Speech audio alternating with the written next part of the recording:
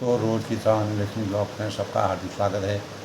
सबके मंगल भविष्य की कामना के साथ बड़ों को मेरा सादर नमस्कार, छोटों को मेरा आशीर्वाद। मैं ठीक हूँ, आशा करता हूँ कि आप ठीक होंगे। रामचरितमानस के अयोध्या कांड के प्रसंग में दोस्तों, भरत जी भगवान रामचंद्र जी के वनवास और राजा के स्वर्गवास होने पर बहुत ही आर्त और दुखी हुए, विरह की व्यथा में डूब गए और अयोध्या में उनका चिंतन जो है भगवान रामचंद्र के बगैर सामर्थ्यहीन जैसे हो गए।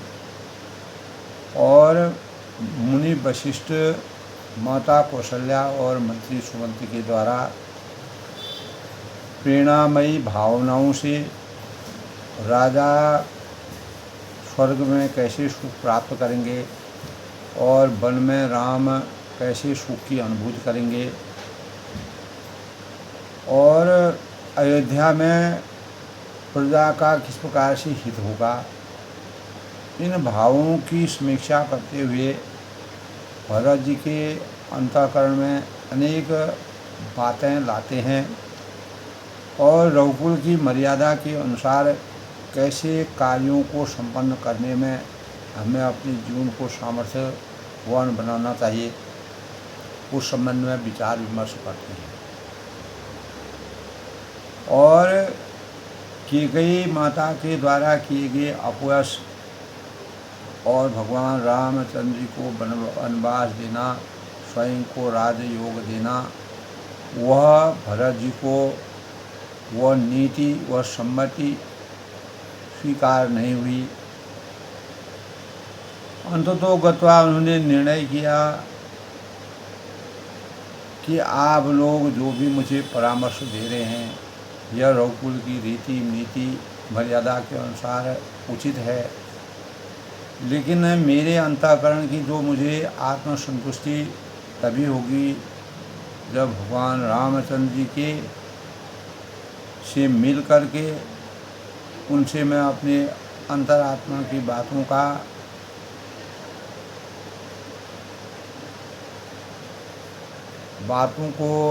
अंतरात्मा की बातों का सहर्ष वर्णन करूँगा।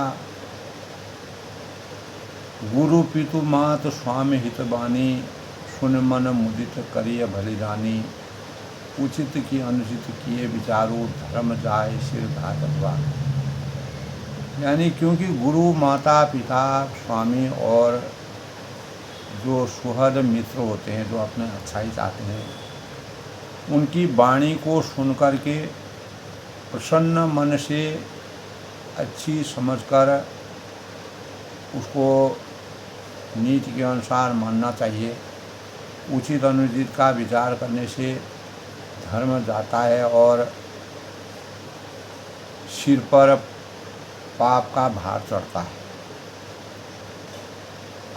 तो भरत जी कहते हैं कि कैकेयी सु अकुटिलमति राम विमुख गतलाज, तुम चाहत सुख मोह बसौ, मोहि से अधम के रात। यानी कैकेयी के पुत्र कुटिल बुद्धि, राम विमुख और निर्लज, मुझसे अधम के राज्य से आप मोक्ष के वश होकर ये सुख चाहते हैं, लेकिन मुझको वास्तविक सुख की अनुभूति तब होगी जब भगवान रामचंद्र से मेरा संपर्क होगा। वन में भगवान राम किस प्रकार से अपना जीवन यापन कर रहे हैं, रामचंद्र जी के बन जाने से भरत जी अपने पिताजी के स्वर्गवास की सुध भूल गए और भगवान राम का चिंतन, और उन्होंने कहा कि भगवान रामचंद्र जी की सेवा के बिना मेरा जीवन निरर्थक है। तो अनेकों विचार भाव उनके अंतर्गत, और जो अनुचित और उचित विचार छोड़कर पिता के वचनों का पालन करते हैं, वे यहाँ सुख और सुयश के पात्र होकर अंत में इंद्रपुरी स्वर्ग में निवास करते हैं। तो राजा के वचन अवश्य ही सत्य करो, शोक त्याग दो और प्रजा का पालन करो। ऐसा करने से स्वर्ग में राजा संतोष पाएंगे और तुमको पुण्य और सुंदर यश मिलेगा, दोष नहीं लगेगा। तो यह वेद में प्रसिद्ध है और स्मृति पूर्ण आदि सभी शास्त्रों के द्वारा सम्मत है। पिता जिसको दें वही राज तिलक पाता है। इसीलिए तुम राज्य करो और ग्लानि और किसी प्रकार के संशय को त्याग करके मेरे वचनों को हित समझकर मानो।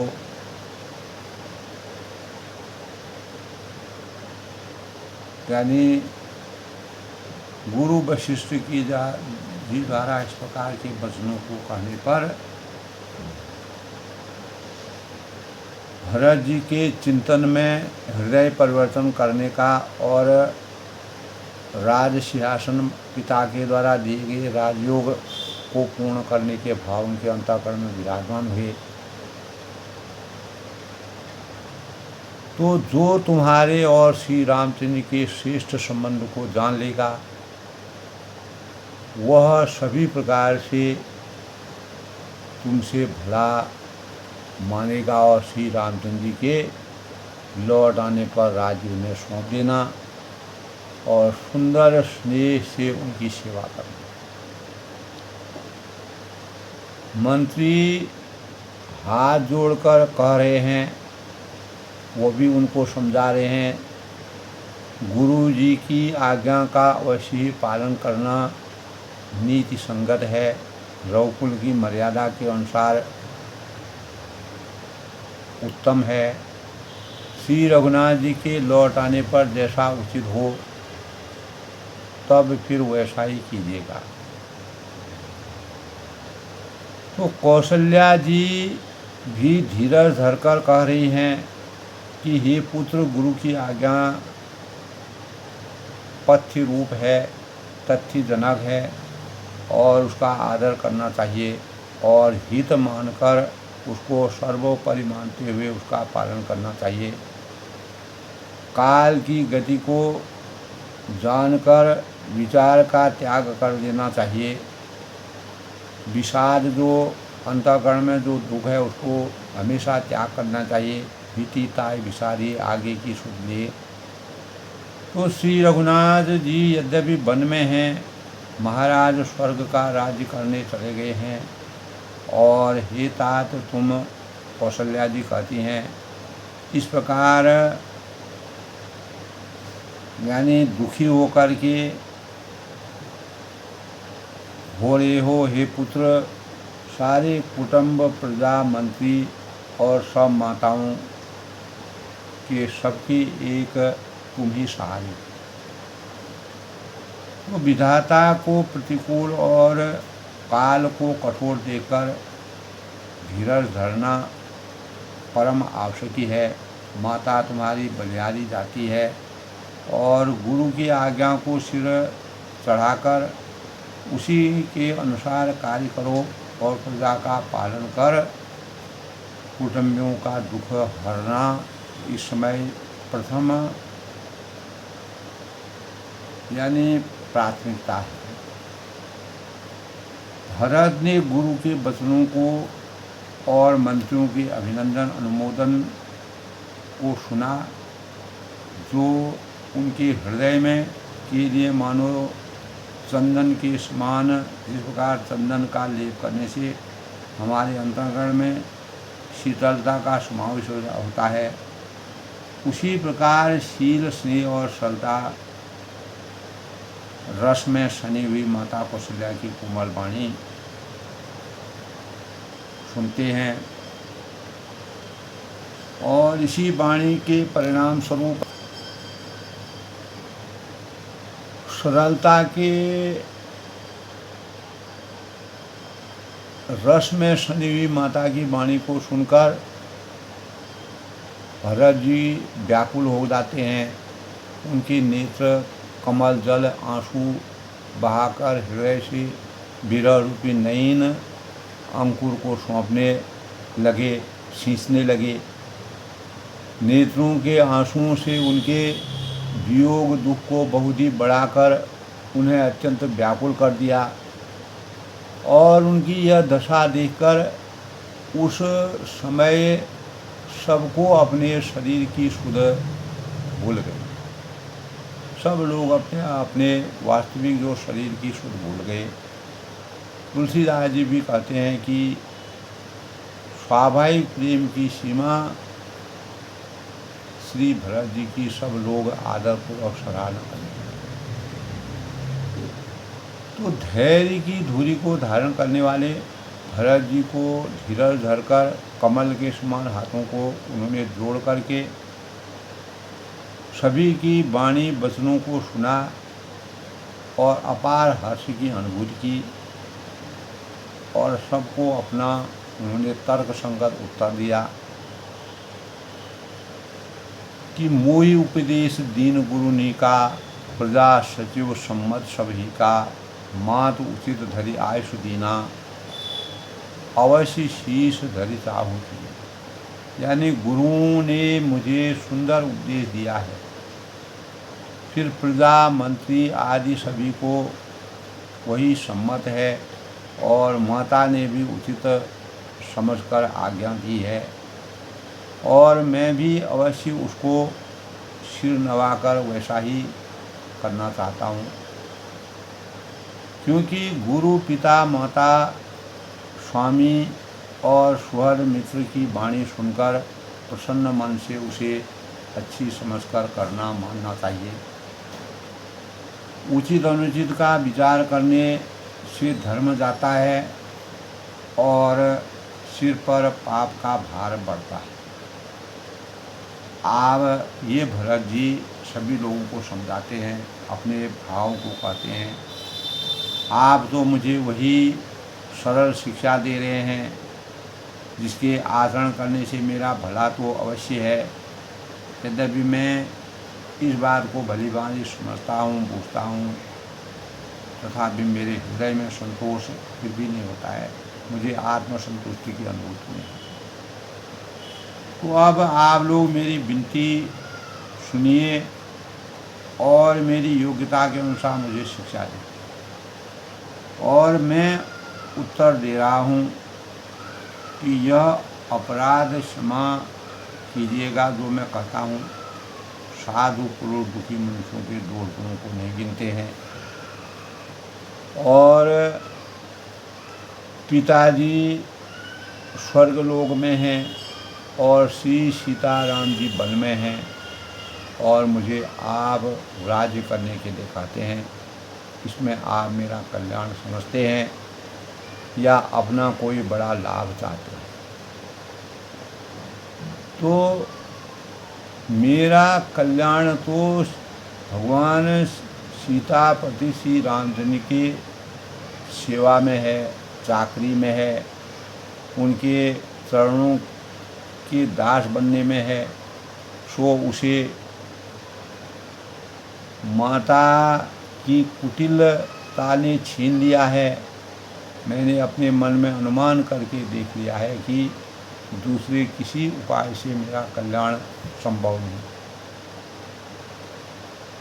शोक समाज राज के ही देखे, लखन राम सिय बिनु पर देखे, बाद बसन बिनु भूषण भारू, बाद विरत बिनु ब्रह्म विचार।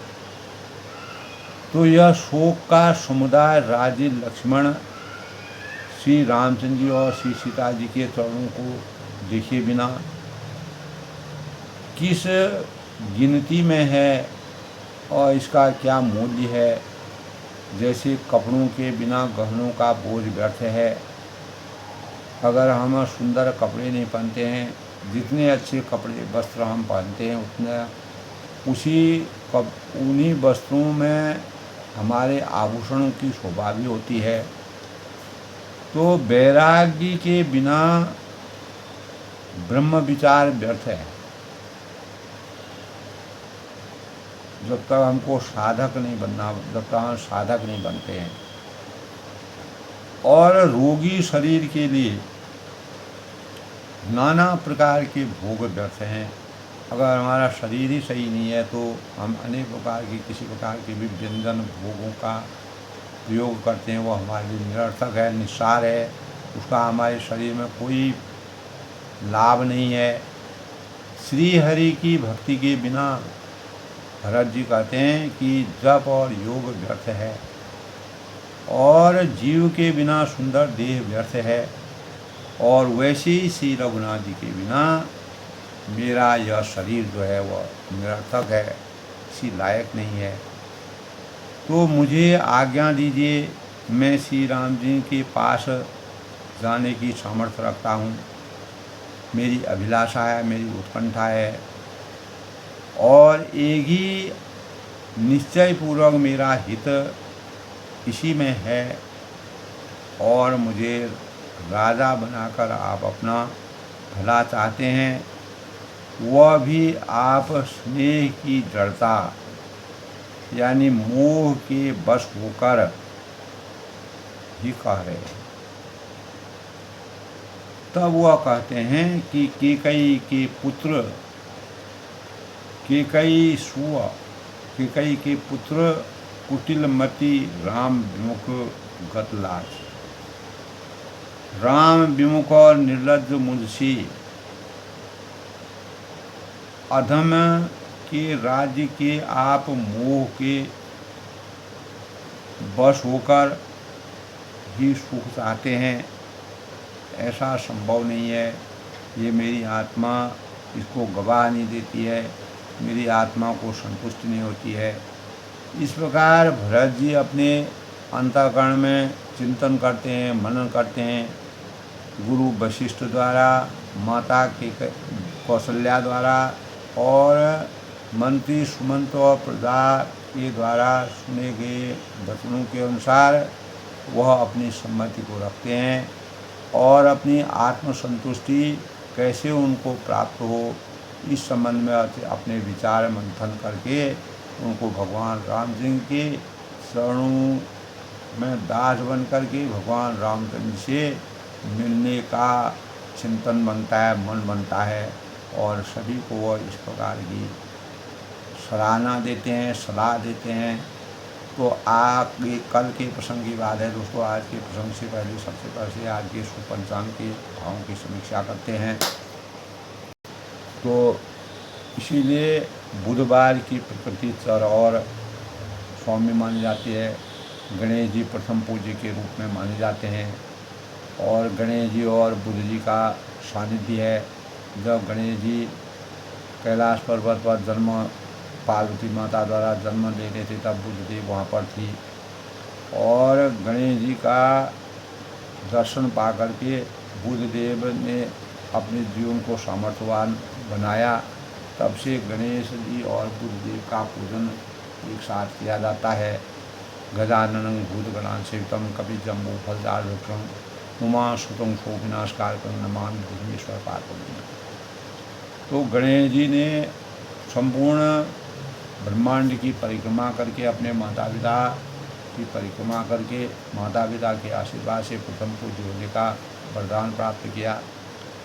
बुधवार की प्रकृति चर और सौम्य मानी जाती है। ज्योतिष के अनुसार यह भगवान गणेश जी का, और लाल किताब के अनुसार दुर्गा माता की पूजा का दिन है। कमज़ोर मस्तिष्क वाले लोगों को बुधवार का व्रत करना चाहिए, उपवास करना चाहिए, और भगवान गणेश जी का पूजन करना चाहिए। गणेश जी को दुर्वा अर्पण करना चाहिए, मोदकों का भोग लगाना चाहिए।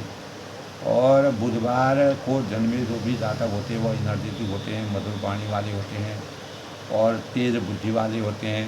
विद्या और बुद्धि से और एनर्जेटिक होते हैं। और यह दिन भगवान गणेश को समर्पित है। हिंदू धर्म में पूजा उपासना से पूर्व गणेश जी का पूजन किसी भी शुभ कार्य को करने से पहले सबसे पहले गजानन भूतगणासेवितम का यानी सुख करता दुख हरता गणेश जी का विधि विधान के साथ पूजन किया जाता है। इसीलिए पार्वती जी ने गणेश जी के जन्म दिया, उस समय बुद्धदेव ने उनका आशीर्वाद प्राप्त किया और तभी कहा है वक्रतुंडं महाकाय सूर्य कोटि समप्रभो निर्विघ्नं कुरु मे देवी कुरु मे देव सर्व कार्य सर्वदा। यानी सभी कार्य जो है बिना विघ्न बाधाओं को दूर रखते हुए हमारे कार्यों को सिद्ध करना रिद्धि सिद्धि के दाता गणेश जी माने जाते हैं। और ओम श्री गणेशाय नमः, गणपति नमः और गजाननं विघ्नये वक्रतुंडाय धीमहि तन्नो देवी प्रचोदयात्। श्री वक्रतुंडाय महाकाय सूर्यकोटि समप्रभो। इस प्रकार बुद्धि और धैर्य के साथ बाधाओं को दूर करने के प्रतीक के रूप में गणेश जी का पूजन किया जाता है। ज्ञान की प्राप्ति करने के लिए और जीवन में सफलता प्राप्त करने के लिए गणेश जी का पूजन बहुत ही लाभकारी होता है। गणेश जी की बुद्धि का पूजन करने से जीवन में अनेक चुनौतियों से हम सामना कर पाते हैं। गणेश जी के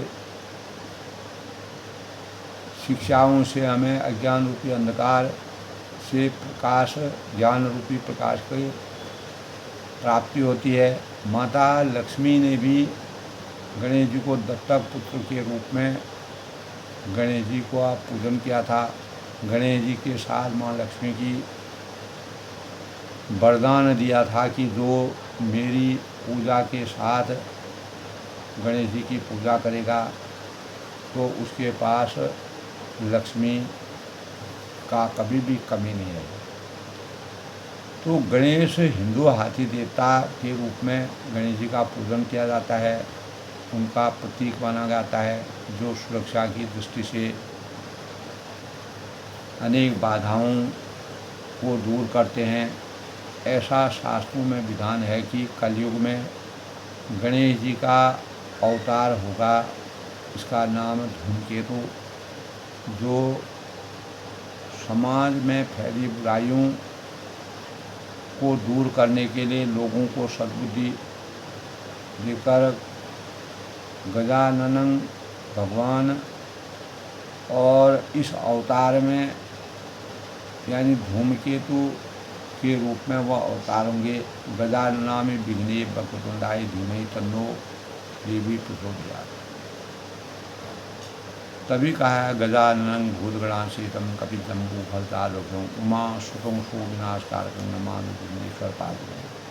तो माता पिता के आशीर्वाद से गणेश जी ने सर्वप्रथम पूजने और उनका नाम सबसे पहले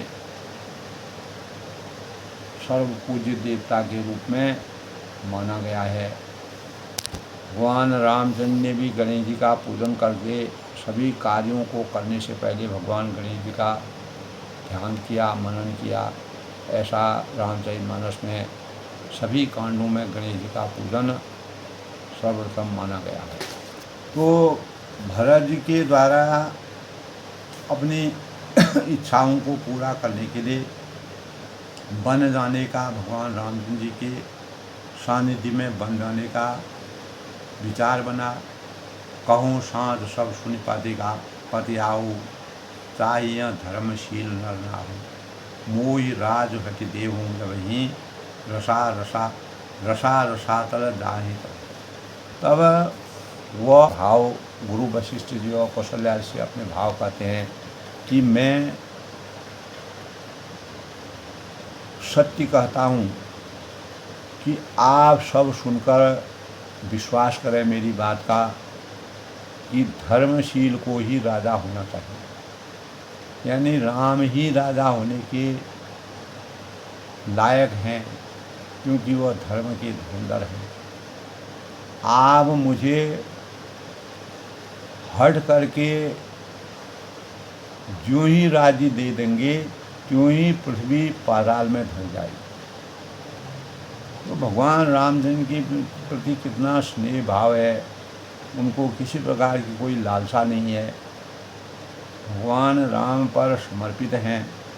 मोई समान को पाप निवासु, जहीं लगी सी राम बनवासु। तब वह फिर भी पश्चाताप करते हैं, जबकि उनकी माता कौशल्या, वशिष्ठ, गुरु, श्रेष्ठ लोग उनको समझाते हैं, बुझाते हैं, लेकिन उनको मानसिक शांति नहीं रहती है, आत्म सुख उनको नहीं मिलता है, आत्मसंतुष्टि नहीं होती है। तभी वो आते हैं मोहि समान को पाप निवासु, मेरे समान पापों का घर कौन होगा, जी लगी सी राम बनवासु। जिसके कारण सीता और रामचंद्र का बनवास हुआ, उसका कारण है राय राम को कानन दीना। और राजा ने श्री रामचंद्र को वन दिया और उनके बिछड़ते ही स्वयं स्वर्ग को गमन कर दिया। तो मैं सठ सब अनर्थ कर हेतु, और मैं दुष्ट जो सारे अनर्थों का कारण हूँ, बैठ बात सब सुनो सुने। और होश हवास में मैं बैठा सब बातें सुन रहा हूँ। बिनु रघुबीर विलोक अबासु, श्री रघुनाथ जी के रहित घर को देखकर और जगत का उपहास करके भी ये प्राण बने हुए हैं, रहे प्राण सही जग उपहास। राम पुनीत विषय रस सुख रूपी, इसका यही कारण है कि ये प्राण श्री रामचंद्र जी पवित्र विषय रस में आसक्त नहीं, लोलुप भूमि भोग के भूखे, और ये लालची भूमि और भोगों के भूखे हैं। कह लगी कहूँ हृदय कठिनाई, मैं अपने हृदय की कठोरता कहाँ तक उसका वर्णन करूँ। तुलसीदास ने भरत जी के चरित्र को इस प्रकार से वर्णन किया है।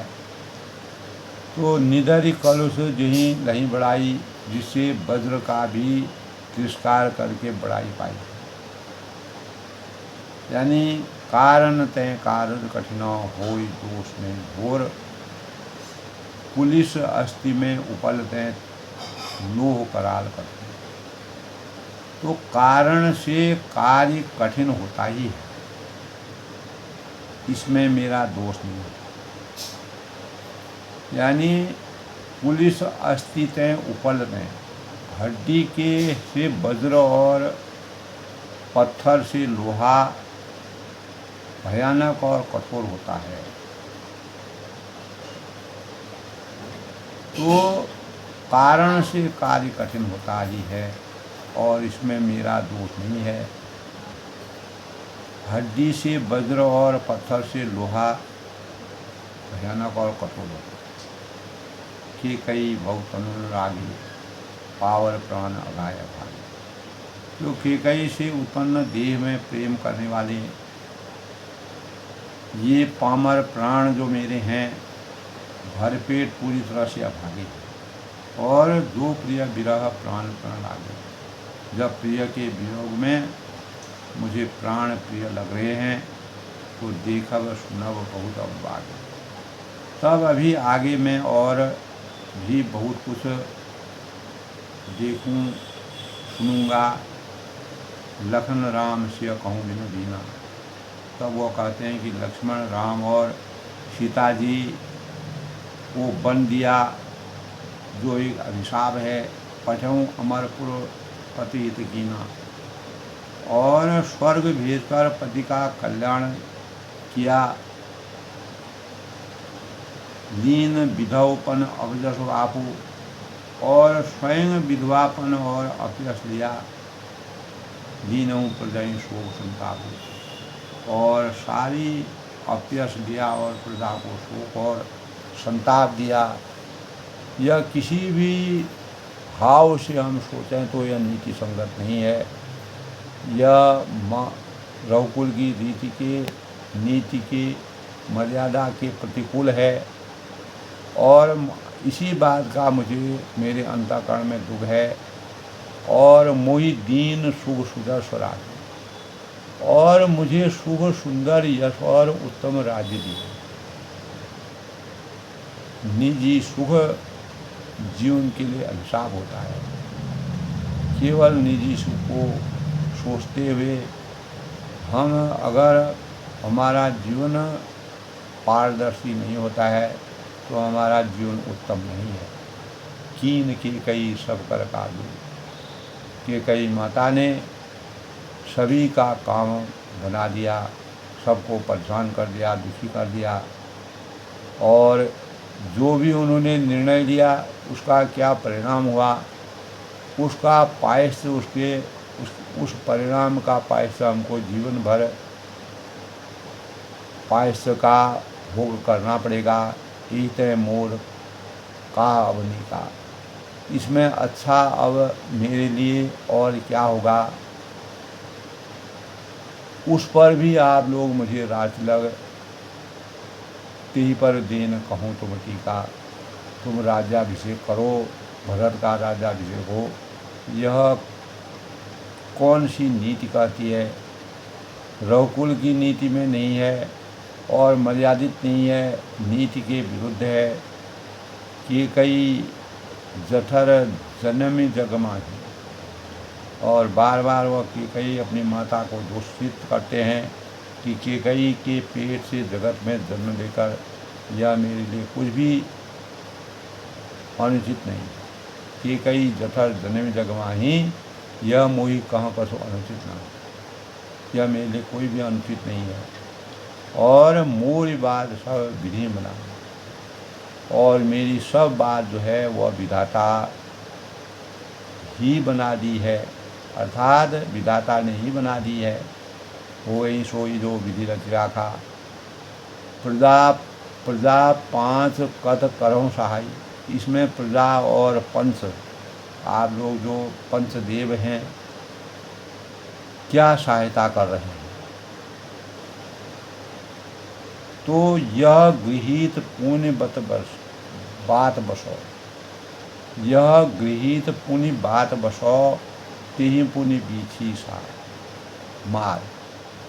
जिसे कुग्रह लगे हों, ग्रहों का चाल खराब हो गया हो, ग्रहों की दशा खराब हो गई हो, अथवा जो पिशाच ग्रस्त हो गया हो, तेहि पुण्य बीछी मार। फिर तो वायु रोग से पीड़ित हो और उसी को फिर बिच्छू डंक मार दे, ती पियास बारनी कहूँ कहा उपचार। तो उससे यदि मदिरा पिलाई जाए, ते पियाऊँ बारूनी कहूँ का उपचार। कहिए यह कैसा इलाज है।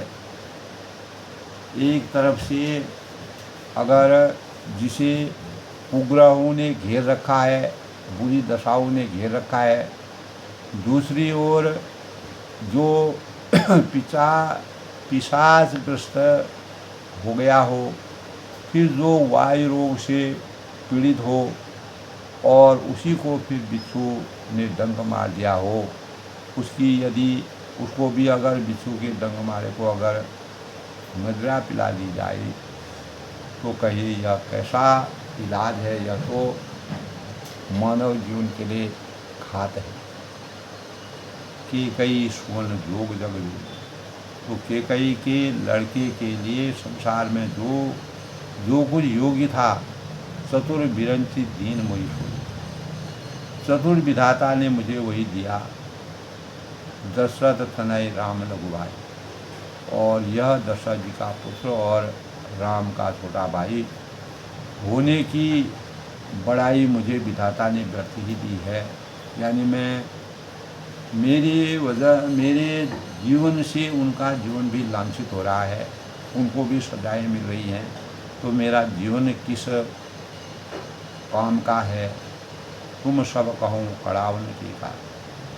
आप सब लोग मुझे राजयोग के सुख भोग के लिए बार बार आग्रह करते हो, बार बार मेरे को समझाते हो, अपने अपने बुद्धि विवेक के परिणाम स्वरूप।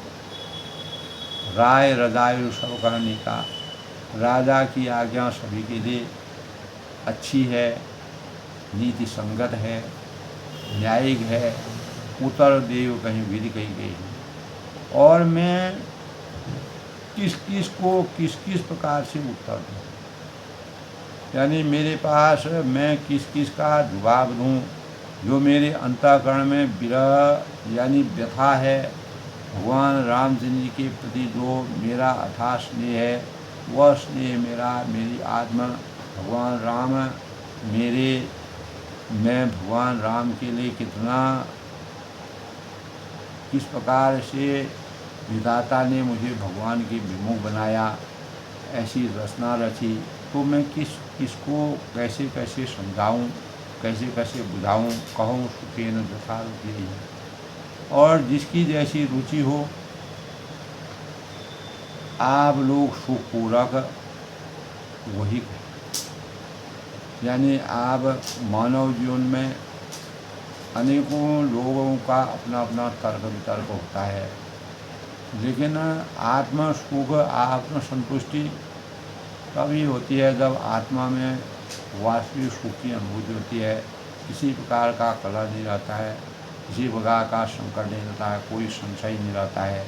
मोहि कुमात समेत मिलाई, तब वो कहते हैं कि मेरी कुमाता के कई समेत मुझे छोड़कर कहूँ कहेश की कीन भलाई, और कौन कहेगा कि यह काम अच्छा किया जाए। तो मोह बिनु को सचराचर माय, और यह चेतन जगत में, इस चैतन्य जगत में सिया जो चैतन्य जगत में मेरे अलावा और कौन है जो इस प्रकार से अवहेलना का पात्र बना है, जिसके परिणाम स्वरूप पिताजी का स्वर्गवास हुआ और मेरी माता जानकी और भाई रामचंद्र का वनवास, लंबे समय तक का वनवास हुआ, 14 वर्ष तक का। तो यही श्री राम प्राण प्रेम है, जिसको श्री रामचंद्र के प्राणों के समान, भगवान राम जिनको प्राणों के समान प्यारे नहीं हैं, वही नीति संगत बातें कर सकते हैं, वही मेरे को। और परम हानि सब कहाँ जड़ लाभ, जो परम हानि है, अगर एक बार हम गलती कर लेते हैं, एक बार हमारा चिंतन मन विघटित हो जाता है, तो उसका वो मन फिर सही स्वरूप में आने के लिए उसमें समय लगता है। परम हानि सब कहाँ कह लाहू, जो परम हानि है उसी में सबको कहा बड़ा लाभ दिख रहा है। मेरे लिए तो यह बड़ा ही कष्टकारी है, हानिकारक है। अदिन मोर नहीं दूषण का हो, और मेरा बुरा दिन है, किसी का दोष इसमें नहीं है। विधाता की रचना के अनुसार, नीति और रघुकुल की मर्यादा के अनुसार यह मुझे भाया नहीं है। संशयशील प्रेम बस अहम, आप सबको कुछ कहते हैं सो सब उचित ही है, क्योंकि सब उचित सब जो कछु कहो, क्योंकि आप लोग संशयशील और प्रेम के वश में।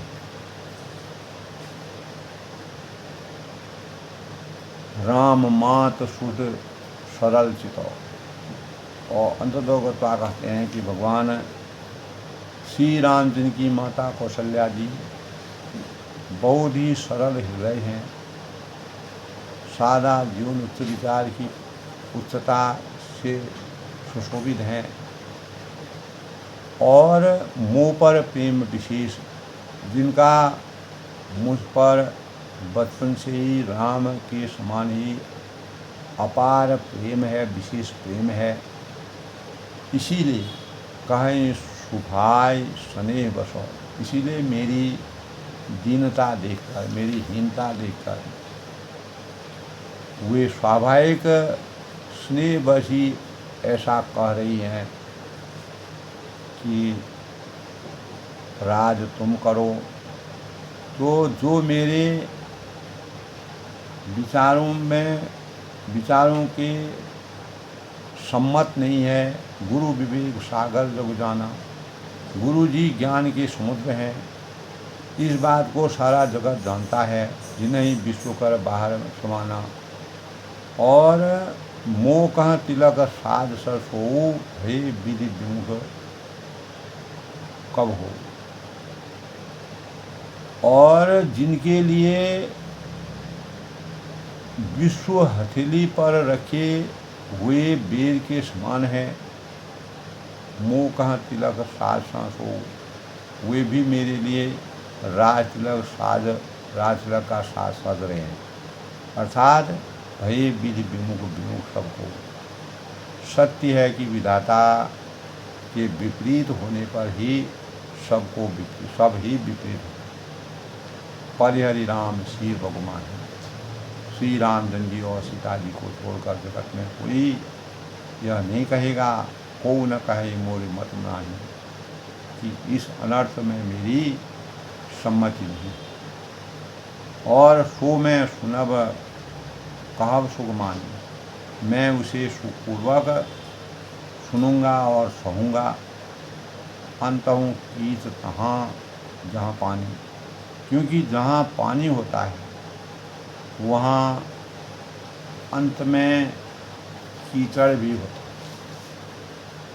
तो डर न मोह ही जग कहें कि पाप, मुझे इसका डर नहीं है कि जगत मुझे बुरा कहे अच्छा कहे, परलोक हूँ कर्म नाहिम सोचूं, और न मुझे परलोक का कोई सोच है कि अगला लोग मेरा क्या होगा।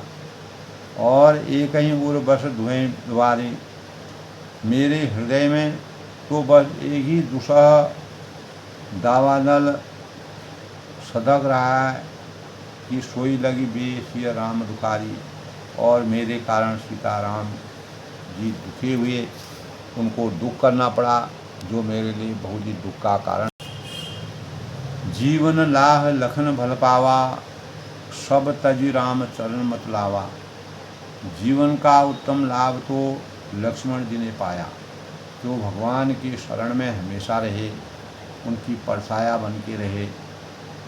और सब तजी राम चरण मन लावा, जिन्होंने सब कुछ तज कर श्री राम के चरणों में हमेशा अपना मन लगाया। मोर जन्म रघुबर बन लागी, तो मेरा जन्म तो श्री राम जी के वनवास के लिए हुआ था। झूठ का पछताओ अभागी, क्योंकि मैं अभागा झूठ मूठ क्या क्यों पछताता हूँ। मुझे पछतावा होना स्वाभाविक है, क्योंकि मेरे द्वारा जहाँ एक और पिताजी का स्वर्गवास हुआ और दूसरी ओर भगवान राम और सीता लक्ष्मण को 14 वर्ष का वनवास हुआ, इसके लिए मैं ये भागा।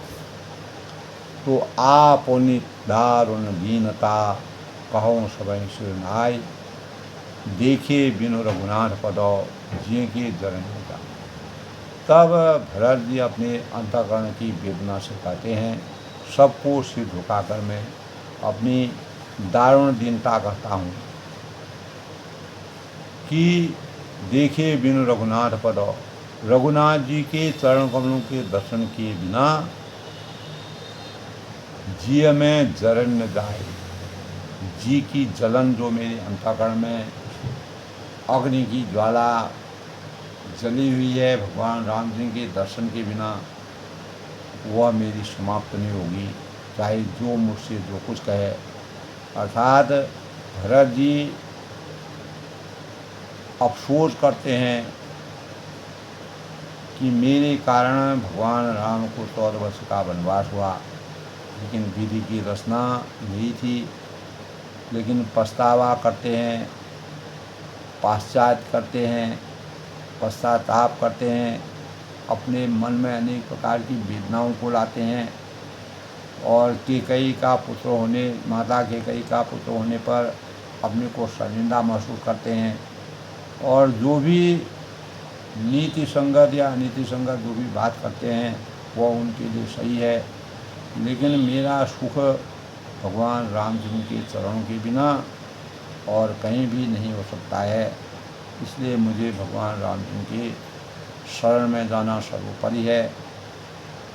राजपाट और नीति संगत रघुकुल की रीति के अनुसार प्रजा का सुख करना, प्रजा को सुखी करना जरूरी है, लेकिन मेरे जो राज भगवान रामचंद्र जी के लिए बना है उसका सुभोग मैं कैसे कर सकता हूँ, मैं इसके लायक नहीं हूँ।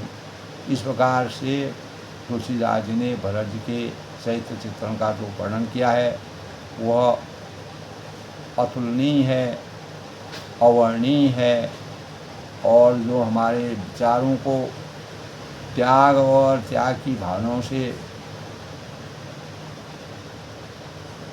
अनेक प्रकार के विचारों का मंथन करता है। और हुए सोई जो राम रजरा का को करी तर्क बढ़ाओ ही शाखा, तो तर्क करने से कुछ नहीं होता है। इसीलिए चाहे जो कुछ भी कहे, मुझे रामचंद्र के शरण में जाना